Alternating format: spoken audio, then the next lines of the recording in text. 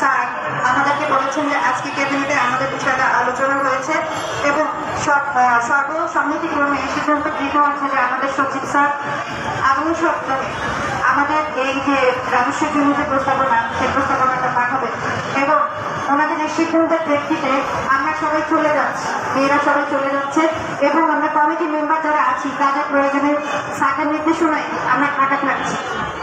আমাদের হেল্প লাগবে তাদের, যার কারণে আমরা 4-5 জন ঢাকাতে আছি এবং আমাদেরকে তারা আরো আশ্বস্ত করেছে যে আমাদের যে জুন মাসের বেতন কেটে নেওয়া হয়েছিল সেই বেতনটা আমাদেরকে ফেরত দেওয়া হচ্ছে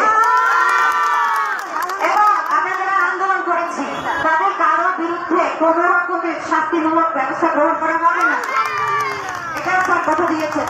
এবং স্যার আমাদের যে উপদেষ্টা স্যার আছেন শাইনুল মুর্শিদ স্যার বলেছেন যে আমি ডাবল স্ট্যান্ড করি না, কখনো করি না, আমার মুখের কথা শেষ কথা, আমি যেটা বলেছি আমি সেটা করবো এবং আমরা সেটা মনে প্রাণে বিশ্বাস করি।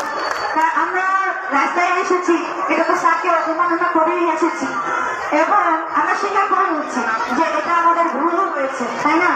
কারণ ওনারা আমাদের অভিভাবক, ওনাদেরকে উপেক্ষা করে আমরা রাস্তায় আসছি, আমরা মাপ চেয়েছি এবং অনেক সন্তানের মতো করে আমাদেরকে ক্ষমা করে দিয়েছেন এবং বলেছেন যে তোমাদের জন্য আমার সহকর্মীদের জায়গা থেকে আমি মাফ করে দিলাম এবং তোমাদের জন্য আমি ব্যবস্থা গ্রহণ করবো। আমার সচিবকে আমি বলছি, আমাদের সামনে বসে সচিব স্যারকে নির্দেশনা দিয়েছেন আগামী সপ্তাহে তোমরা ওদের প্রস্তাবনা পাঠাবা এবং আমরা খুশি মনে সবাই বাড়ি ফিরে যাচ্ছি। আলহামদুলিল্লাহ আলহামদুলিল্লাহ আলহামদুলিল্লাহ। এবং আপনারা সবাই সবাই দোয়া করবেন যেন কাগজপত্র বাইরে আসতে পারে, আমরা সবাই এসে যেন আবার আবার তুলে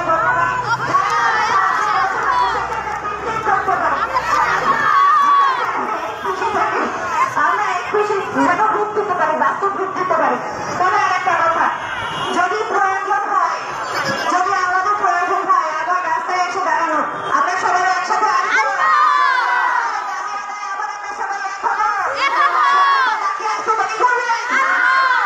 আমাদের ন্যায্য দাবি, আমরা কোনো অযৌক্তিক দাবি করিনি, আমরা কোনো অন্যায্য দাবি করিনি। যতদিন আমাদের দাবি ন্যায্য, যতদিন আমরা সত্যের পক্ষে আছি, আমরা জানি সত্যের পথ কঠিন, সত্যের পথে কাটা থাকে, কিন্তু দেরিতে হলেও সত্যেরই জয় হয়, এটা আমরা জানি।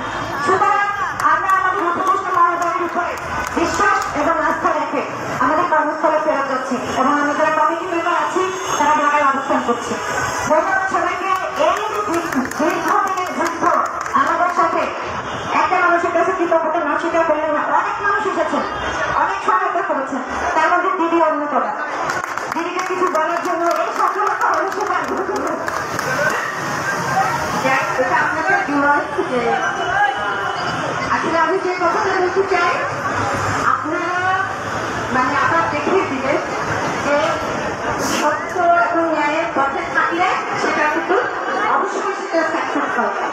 আপনারা কোনো প্রকার লোভ সৃষ্টি করেন নাই, আপনারা কোনো ধরনের কাজে কাজে জড় করেন নাই, আপনারা আপনাদের যেটা প্রকৃত সমস্যা সেটাই তুলে ধরেছেন এবং আজকে 72 দিন পরে আপনারা যে সফলতা পেয়েছেন এটা সম্পূর্ণ যে সেটা সুফল সেটা কিন্তু আপনাদের কারণেই হয়েছে, ঠিক আছে?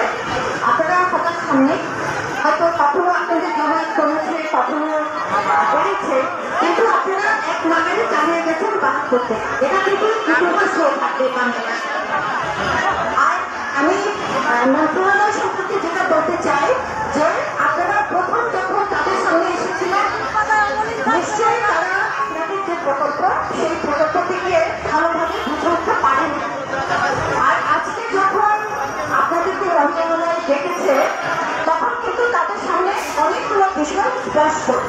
এই প্রকল্পটা কিভাবে রাজস্ব যেতে পারে, এই প্রকল্পের এখন রুট লেভেলে এই প্রকল্পের যে গ্রহণযোগ্যতা, এই প্রকল্পের যে প্রয়োজনীয়তা, এটা কিন্তু উঠে এসছে। আজকে থেকে 72 দিন আগেও আমরা তথ্য আপনার সম্পর্কে খুব ভালো জানতাম না, যদিও 493টা উপজেলায় তথ্য আপনারা কাজ করেছেন। আজকে